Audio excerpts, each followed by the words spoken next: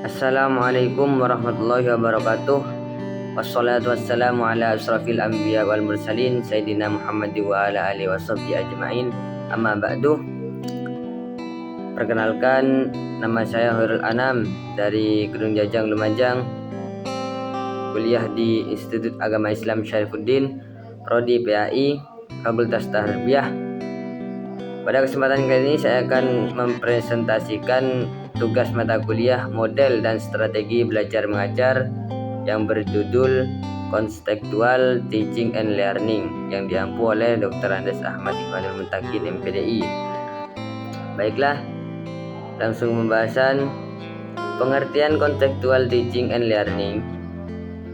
Dalam arti pembelajaran, kontekstual yang dimaksud adalah suatu bentuk pembelajaran yang menekankan kepada proses keterlibatan peserta didik secara utuh, bukan hanya materi yang dipelajari, serta menghubungkannya dengan situasi kehidupan nyata untuk kehidupan mereka, baik dalam lingkungan keluarga maupun lingkungan masyarakat, dengan tujuan untuk menemukan makna dari materi tersebut bagi kehidupannya. Selanjutnya, pengertian menurut para ahli.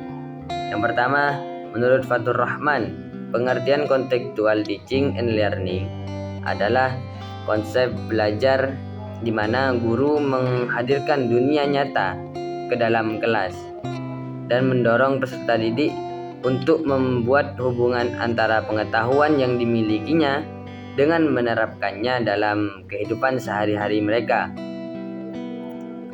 Jadi, menurut Fathur Rahman ini tidak hanya di dalam kelas saja, melainkan juga dalam kehidupan sehari-hari diterapkan oleh peserta didik. Yang kedua, menurut Debdiknas, mengartikan contextual teaching and learning sebagai suatu proses pendidikan yang holistik dan bertujuan bantu siswa untuk memahami makna materi pembelajaran yang dipelajarinya. Jadi, menurut Debdiknas ini, metode contextual teaching and learning ini membuat proses pendidikan yang dimana peserta didik tersebut mampu memahami makna pada materi pembelajaran tersebut. Yang ketiga, Mulyasa menyatakan bahwa contextual teaching and learning merupakan konsep pembelajaran yang menekankan pada keterkaitan antara materi pembelajaran dengan kehidupan dunia nyata siswa, sehingga para siswa mampu menghubungkan dan menerapkan kompetensi hasil belajar mereka dalam kehidupan sehari-hari. Hampir dari menurut para ahli tersebut, yang pertama dan yang ketiga ini hampir sama menurut saya. Selanjutnya, komponen pembelajaran contextual teaching and learning. Pertama, komponen konstruktivisme. Konstruktivisme yaitu mengembangkan pemikiran siswa untuk belajar lebih baik dengan bekerja secara mandiri, mengonstruksikan sendiri pengetahuan dan keterampilan barunya. Jadi, konstruktivisme ini mengajarkan siswa agar lebih mandiri dalam berpengetahuan dan berketerampilan. Yang kedua, menemukan. Komponen menemukan atau inquiry merupakan proses pembelajaran yang menekankan pada penemuan melalui pola pikir secara sistematis, melalui perpindahan proses dari pengamatan menjadi pemahaman. Siswa dapat belajar dengan keterampilan berpikirnya secara kritis. Dalam hal menemukan ini, guru harus merencanakan situasi kondusif agar siswa belajar dengan prosedur mengenali masalah, menjawab pertanyaan, dan menggunakan prosedur penelitian dan penjelasan yang relevan dengan pengalaman pada dunia nyata. Yang ketiga, bertanya atau question. Question merupakan salah satu komponen yang dapat mengembangkan sifat ingin tahu siswa. dengan dialog interaktif oleh keseluruhan unsur yang terlibat dalam proses belajar mengajar, baik guru, teman, sekelas. Pembelajaran quotient ini menjadi lebih hidup dan berproses, dan hasil pembelajaran menjadi lebih luas dan mendalam. Dengan bertanya dapat mendorong siswa untuk selalu bersikap menolak suatu pendapat atau ide atau teori secara mentah. Jadi bertanya ini merupakan dapat mengembangkan siswa dapat berpikir secara mandiri atau bertanya agar tidak tahu.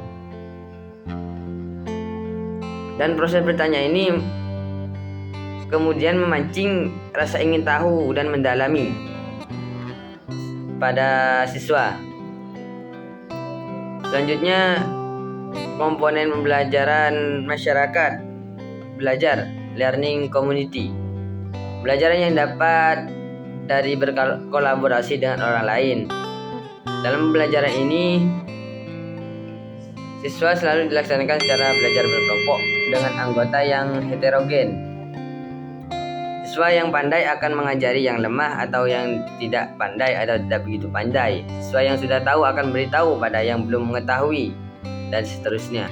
Dalam prakteknya terbentuk kelompok-kelompok kecil atau kelompok besar, dan juga bisa mendatangkan ahli di dalam kelas tersebut. Yang kedua, yang selanjutnya pemodelan. Pemodelan dalam pembelajaran tentunya perlu ada model yang dapat dicontoh oleh siswa.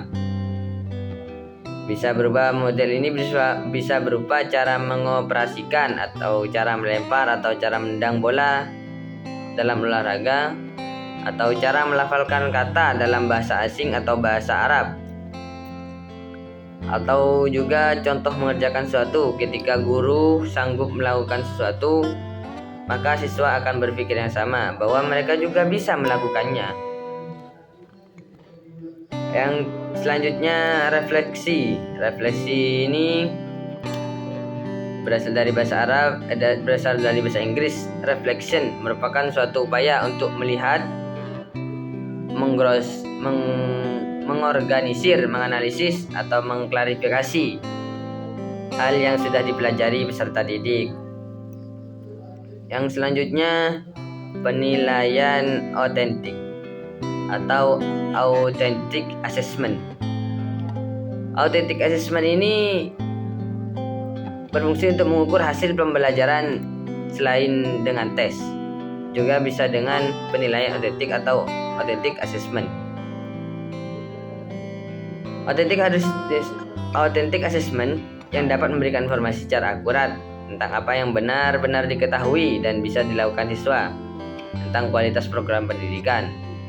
Penilaian otentik adalah proses pengumpulan beragam data untuk melukiskan pengembangan belajar siswa. Yang selanjutnya, kelebihan dan kekurangan model kelebihan dan kekurangan model pembelajaran contextual learning. Contextual teaching and learning. Pertama, suasana belajar akan lebih menyenangkan di dalam kelas tersebut, atau bisa dianggap lebih aktif. Yang kedua, siswa lebih peka terhadap lingkungannya, bisa lebih mandiri atau bisa lebih memahami dalam permasalahannya. Yang ketiga, siswa akan lebih percaya diri dalam mengungkapkan apa yang mereka alami dan yang mereka lihat dalam kehidupan nyata. Yang keempat, siswa menjadi lebih siap untuk menghadapi masalah-masalah yang biasa muncul dalam kehidupan sehari-hari. Jadi, kelebihannya juga bisa memberikan pengalaman siswa agar siap atau tidak gugup dalam permasalahan yang muncul dalam kehidupan sehari-hari. Kekurangannya, guru harus lebih menguasai prosedur ilmiah Dan yang kedua, waktu yang digunakan kurang efisien sebab membutuhkan waktu yang cukup lama untuk mengaitkan tema dengan materi. Yang ketiga, seringkali guru dapat kesulitan dan menciptakan kelas yang kondusif, terutama saat pembelajaran dilakukan di luar kelas. Siswa akan sulit diatur. Yang keempat, membutuhkan pengawasan ekstra. Pada umumnya siswa memiliki keingintahuan yang sangat besar. Yang selanjutnya, langkah-langkah model pembelajaran kontekstual teaching and learning. Menurut Trianto dan Julianto, secara garis besar langkah-langkah penerapan kontekstual teaching and learning dalam kelas agar pembelajaran itu dapat terkesan dibagi menjadi 3. Pertama, kembangkan pemikiran bahwa peserta didik akan belajar dengan lebih bermakna secara sendirinya. Yang kedua, laksanakan sejauh mungkin inquiry untuk semua tema atau topik. Yang ketiga, kembangkan sifat ingin tahu siswa dengan bertanya. Bisa kembangkan siswa agar bisa lebih aktif. Yang keempat, ciptakan masyarakat belajar atau belajar kelompok, atau bisa disebut assessment tadi. Disebut apa tadi sudah? Disebut learning community. Bisa disebut learning community. Yang kelima, hadirkan model sebagai contoh pembelajaran. Yang keenam, lakukan refleksi di akhir pertemuan atau tes, atau bisa berupa ujian juga. Yang ketujuh, lakukan penilaian yang sebenarnya dengan berbagai cara. Jadi 7 tersebut langkah-langkah dalam model pembelajaran kontekstual teaching and learning. Selanjutnya, tujuan pembelajaran kontekstual teaching and learning. Tujuan dalam pembelajaran kontekstual teaching and learning itu agar memotivasi peserta didik untuk memahami subjek yang mereka pelajari dengan menghubungkan ke dalam situasi kehidupan nyata, sehingga mereka mempunyai pengetahuan atau wawasan dalam merefleksikan apa yang telah didapatkannya untuk diaplikasikan ke permasalahan lainnya.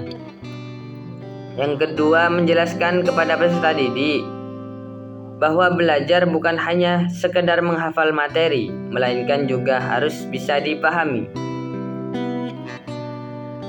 Yang ketiga, mengembangkan minat dan menambah pengalaman belajar pada para peserta didik. Tujuan ketiga ini mengembangkan minat atau mengembangkan nafsu pengalaman belajar pada peserta didik. Yang keempat, melatih peserta didik untuk berpikir tingkat tinggi atau high order thinking skills dan memanipulasi pengetahuannya untuk menemukan dan menciptakan hal-hal yang berguna bagi diri sendiri. Selanjutnya, strategi model pembelajaran kontekstual teaching. Yang pertama, relating, yang dimana belajar dinyatakan sebagai konteks dengan pengalaman nyata yang diskenariokan atau dilakukan guru dalam membimbing peserta didik agar yang dipelajarinya menjadi lebih bermakna. Yang selanjutnya, experiencing, yang dimana belajar adalah kegiatan aktif yang dilakukan peserta didik untuk mengoperasikan apa yang telah didiskusikan atau menjalankan apa yang telah dipelajari untuk menemukan atau menciptakan hal-hal baru dengan pemikirannya sendiri atau mengembangkan hal-hal yang telah ada dari apa yang sudah dipelajari. Dan yang selanjutnya, model applying, yang dimana peserta didik belajar menekankan pada proses mendemonstrasikan pengetahuannya dalam berbagai konteks dan pemanfaatannya pada dunia nyata. Yang keempat, kooperatif, di mana model pembelajaran ini merupakan proses kerjasama dengan menerapkan kegiatan kelompok atau diskusi antar peserta didik ataupun antar hubungan kelompok, sama-sama kelompok. Yang selanjutnya transferring, di mana proses belajar ini menekankan pada timbulnya kemampuan peserta didik dalam memanfaatkan atau menghubungkan pengetahuan yang dimilikinya ke dalam konteks baru atau masalah baru. Selanjutnya, manfaat model pembelajaran contextual teaching and learning. Yang pertama, manfaatnya aktif.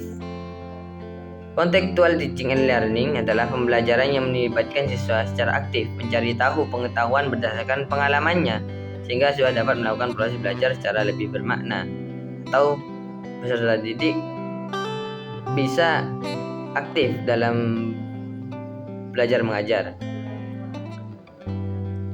Selanjutnya, bermakna. Model pembelajaran contextual teaching and learning mengajak para siswa untuk menggunakan materi bahan ajar sebagai pengetahuan dalam konteks dunia nyata agar proses belajar jadi lebih bermakna.